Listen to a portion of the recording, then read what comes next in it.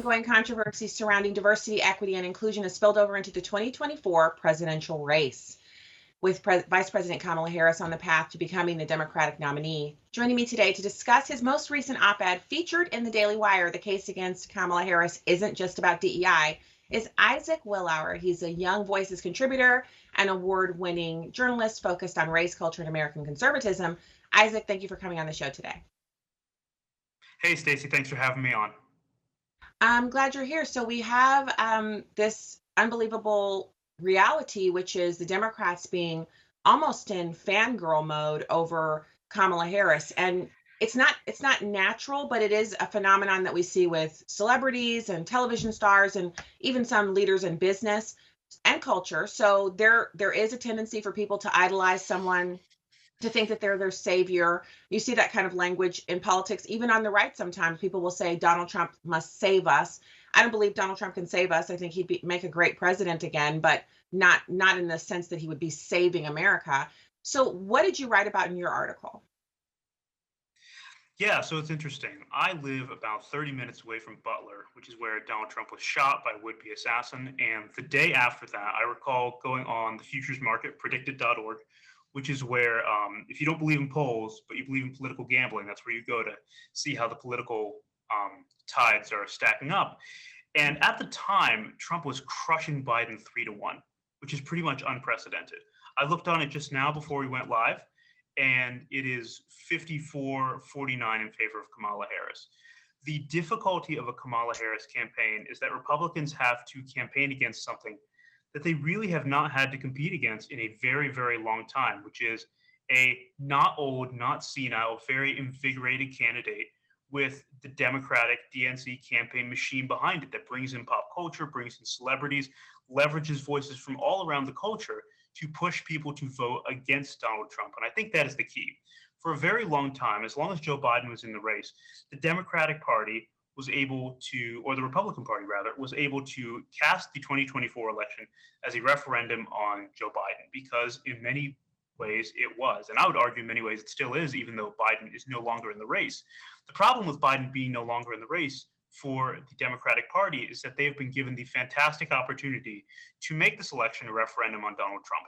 And Kamala Harris is doing that as only a politician can. She's highlighting his record. She's distancing herself from Biden's record. These are all the things that she needs to do. And yeah, I do not think the case against Kamala Harris is just about DEI. Many people have called her a DEI candidate. Many people have called her a DEI hire specifically for the vice presidency. There's some merit to that. I argue in the piece that we're thinking about the term DEI hire as perhaps more race central than it is. It's more tactical than racial. The operative word is hire more than DEI.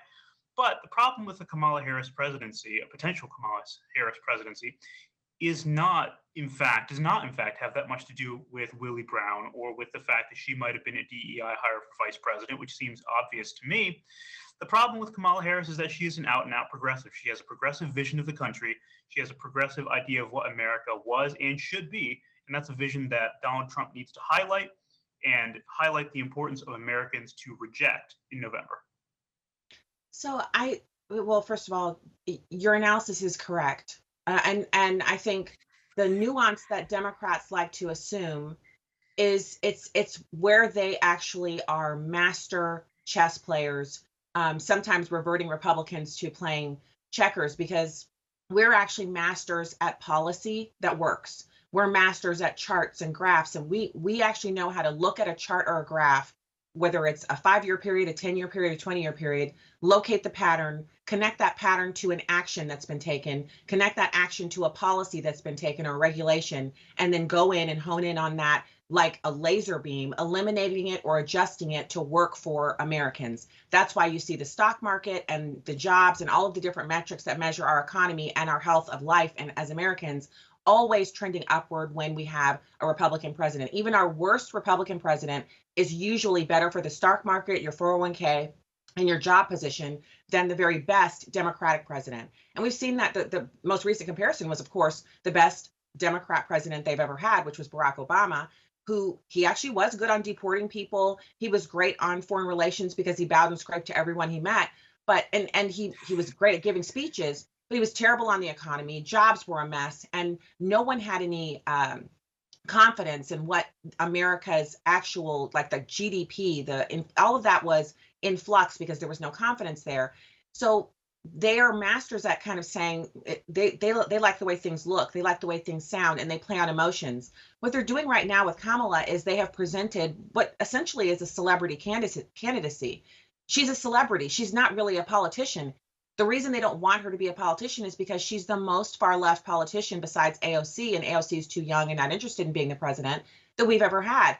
She's also in possession of a serious Jezebel spirit, not a mom, was only in relationships with married men before she actually married her husband, who was a divorcee. So, no desire to have kids. He brought two kids into the relationship.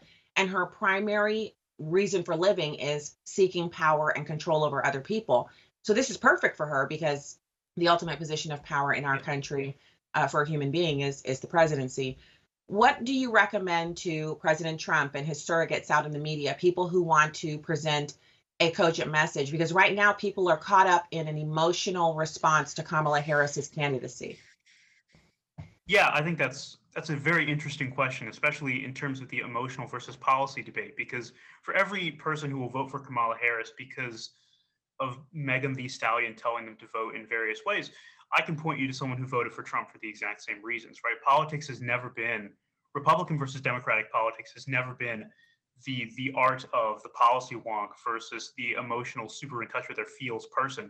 It's been very emotional people versus other very emotional people. That is how you get votes. Like the reason is people are asking on X or Twitter as it used to be and betterly called, why is it that the DNC is pandering to trotting out celebrities, trying to pander to people who care about the vote of celebrities. And my friend Justin Giboney at the AND campaign was pointing out that all of this, like Megan Thee Stallion to Hulk Hogan, is deeply unserious. He's exactly right that it's deeply unserious, but the question is, how do you beat a Democratic campaign specifically that is focused on being unserious? The key answer here is be serious, right? We talked about this yesterday on Sirius, but at some point we're going to get into a time machine. It runs on Bitcoin. We've been over this.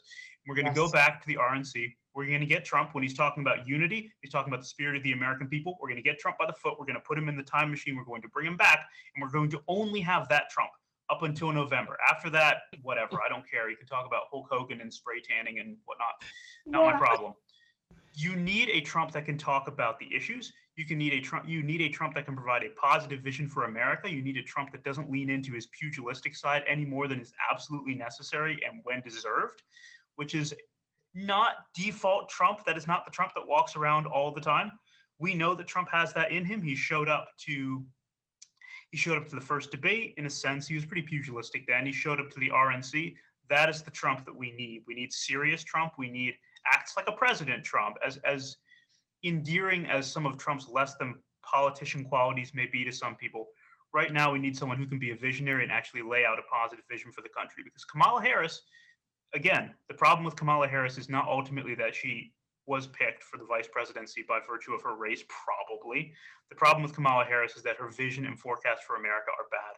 And if Trump wants to highlight the fact that his vision for America is, or the conservative vision for America anyway, is better than the progressive vision, he needs to start by saying that and defending that unapologetically and not talking about his own grievances all the time. Because right now we have an election to win that is bigger than Trump, that is bigger than Kamala Harris, and affects all of us deeply. So he needs to respect that fact and get on the high road as much as he can.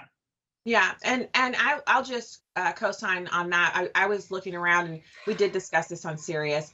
I would co-sign because I was looking around on some of the Pew Research, and most of the polling right now that's being reported has to do with right track, wrong track, or the numbers that you quoted about where they are on the standings, like they're literally, this many points ahead in New Hampshire or whatever state they're looking at, Georgia, any of the swing states. And that's good to kind of inform yourself with. But as you have noted many times before, the polling really isn't predictive. There have been times, 98% chance of Hillary Clinton becoming the president. She clearly lost to Donald Trump by a lot. So we know that we can't really trust the polls. And I do actually discuss PredictIt and the other betting markets on the program, introduced to me by Outkick.com's Bobby Barek. He was the one who brought that into my world. And ever since I've watched those markets, I do tend to prefer them over the polls, but we still report on polls and news.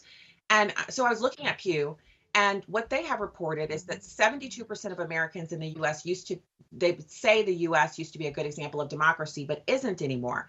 And so what I'm agreeing with you when you say the Donald Trump from the RNC was aspirational, he was inspirational. That same man could come to the podium and talk about how America actually is still exceptional.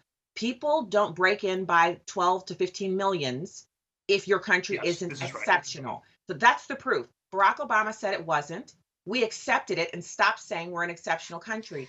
Ever since then, things have been on the wrong track. I say Donald Trump steps to the podium and says, we actually are exceptional. We know it. The world knows it. And I'm here to bring not just that attitude, but that exceptionalism back to your bank account, your gas tank, your 401k, your job, your neighborhood. Crime will go down, illegal immigration will go down, and everyone in this country, no matter how they're here, will actually be the better for it. And that's because we're a great country, and I am going to be a great president for you. I tell you, that's how you actually shift the kind of rock star, worship that's going on with Kamala Harris. People will stop listening to that and actually pay attention to Trump. We have about a minute left here. Tell everyone where they can find your work. I know you have a piece up at it's at the Daily Wire. Yep. Yeah, but you write all over. Where can people find your work? Oh yeah. Yeah, so I'm youngvoices.org. I'm a Young Voices contributor. I'm on X at Isaac Willour, ISAACWILLOUR. But again, if you're Trump, 2/3 of Americans think the country's on the wrong track. Talk about that more. Talk about election fraud stuff less. We know the playbook at this point. Thank you, Isaac. Thank you so much for coming on the show today. And coming up after this S&C Fast Break, why are some media outlets downplaying VP Harris's role in the border policy? We'll discuss.